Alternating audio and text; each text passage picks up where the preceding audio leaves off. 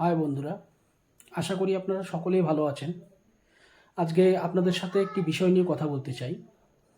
গতকাল ভারতীয় জাতীয় কংগ্রেসের রায়গঞ্জ নেতৃত্ব রাজ্যের মুখ্য সচিব এবং মুখ্যমন্ত্রীকে রায়গঞ্জে এইমস স্থাপনের বিষয় নিয়ে একটি চিঠি লেখেন। ব্যাপারটা বেশ ভালোই লাগলো। এর আগে কংগ্রেসের যুব নেতৃত্বরা কালিয়াগঞ্জ এবং হেমতাবাদের বিধায়কদের কাছে স্মারকলিপি প্রদান করেন রায়গঞ্জে এইমস স্থাপনের বিষয় নিয়ে। সেটাও খুব ভালো ছিল। এবং ওনারা আজকাল দেখছি যে বিভিন্ন পোস্টে প্রিয়দার স্বপ্ন এইমস রায়গঞ্জে স্থাপন হোক, এই প্রিয়দার স্বপ্ন কথাটিকে বারবার ব্যবহার করছেন। হ্যাঁ, এইমসটা অবশ্যই প্রিয়দার স্বপ্ন ছিল। তার পাশাপাশি আরেকটা কথাও এখানে যুক্ত করতে হবে। কী কথা যুক্ত করতে হবে? এই কথাটি জানতে গেলে ফ্ল্যাশব্যাকে যেতে হবে। কি সেই ফ্ল্যাশব্যাক? 2008-9 সালে যখন প্রিয়দা সংসদে ঘোষণা করলেন রায়গঞ্জে এইমস স্থাপন হবে, 823 কোটি টাকা বরাদ্দ হলো। তারপরে তিনি অসুস্থ হয়ে গেলেন। এই সময় রাজ্যে কংগ্রেস এবং তৃণমূল কংগ্রেস একত্রিত হয়ে বামেদের বিরুদ্ধে লড়াই করে 34 বছরের বাম সরকারকে উৎখাত করলেন।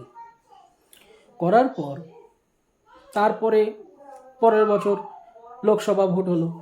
সেই লোকসভা ভোটে রায়গঞ্জ থেকে ভোটে দাঁড়ালেন কংগ্রেসের দীপা দাসমুন্সি, অর্থাৎ প্রিয়রঞ্জন দাসমুন্সির ধর্মপত্নী দীপা দেবী। এখান থেকে এইমসের নামে মোটামুটি প্রায় 1 লক্ষ ভোটে সিপিএমের বীরেশ্বর লাহিড়ীকে হারিয়ে দিয়েছিলেন এবং তিনি জয়ী হলেন। জয়ী হওয়ার পর তৎকালীন সরকারের সঙ্গে তার মনোমালিন্য দেখা দিল এবং মনোমালিন্য এমন পর্যায়ে দেখা দিল যে মুখ্যমন্ত্রীর সঙ্গে ওনার সম্পর্কটা সাপে নেউলের মতো হয়ে গেল। এরপর দিদি বৌদির লড়াই আমরা দেখলাম। সংসার গেল উচ্ছন্নে, অবনতি, উন্নতি তো আর নেই। শেষমেশ আমাদের দিদি রাজ্যের মুখ্যমন্ত্রী ব্যাপারটা ইগোতে নিয়ে নিল। ইগোতে নেওয়ার ফলে রায়গঞ্জের হওয়া যেটা এইমস, সেটা কল্যাণীতে চলে গেল, আর আমাদের রায়গঞ্জে এইমসটা হলো না। তাহলে আপনারাই বলুন তো, এখানে কি দীপা দেবীর ব্যর্থতা ছিল না?